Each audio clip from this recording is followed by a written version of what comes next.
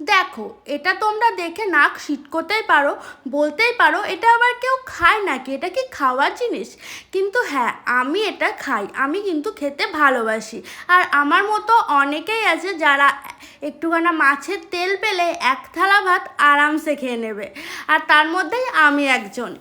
আর আজকে আমি রান্না করছি মাছের তেল, আর এই ছোলার ডালটা ভিজিয়ে রেখেছি, সেটা কিসের জন্য সেটা তো অবশ্যই বলবো। তার আগে আমার বর এত ছোট ছোট করে বেগুন কেটে দিয়েছে, আমার তো রাগই হয়ে গেছিলো। আমি বলেছিলাম ছোট, বাট এত ছোটও না। তারপর দেখলাম চলো ঠিকই আছে।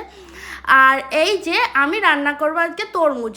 তরমুজের লাল অংশটা খেয়ে এই সাদা অংশটা কিন্তু অনেকেই ফেলে দেয়। হ্যাঁ, তোমরা এখন বলতেই পারো এটা কেউ খায় নাকি, এটা তো ফেলে দেয়।